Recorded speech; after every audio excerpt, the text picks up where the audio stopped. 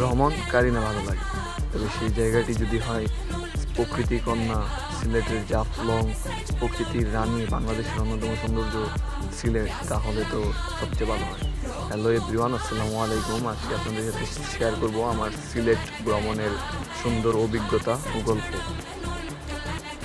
সিলেট যাওয়ার জন্য প্রথমেই বাড়ি থেকে রেডি হয়ে বের হয়ে গেলাম বাস স্টপেজের দিকে। অনেকক্ষণ অপেক্ষা করার পর চলে আসলো বাসে উঠে পড়লাম।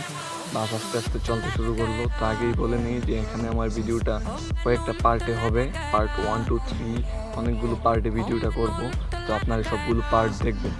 তো এটা হচ্ছে আমার ভিডিওর প্রথম পার্টে সিলেট কীভাবে গেলাম তা আপনাদের সাথে শেয়ার করব। তো বাসে ওঠার পর বাস আস্তে আস্তে চলতে শুরু করলো। বাস সরাইল, আশুগঞ্জ, ব্রাহ্মণবাড়িয়া পার হয়ে সিলেটের দিকে চলতে শুরু করলো।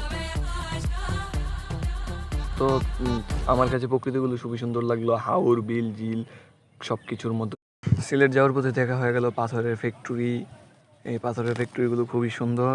সিলেটের জাফলং থেকে ও বিভিন্ন অঞ্চল থেকে যে পাথর সংগ্রহ করে এখানে তারই প্রক্রিয়াকরণ করা হয়। সিলেট যেতে যেতে পড়ে গেল একটি নদী, খুবই খরস্রোতা নদী। এই নদীতে ইন্ডিয়ার পানি নামে। এই নদীর নাম হলো ফেরি নদী। খুব সুন্দর একটি নদী, নদীতে নৌকা বাঁধা রয়েছে। সিলেট যেতে যেতে দেখা হয়ে গেল চা বাগানের সাথে। খুবই সুন্দর চা বাগান, সিলেটের চা।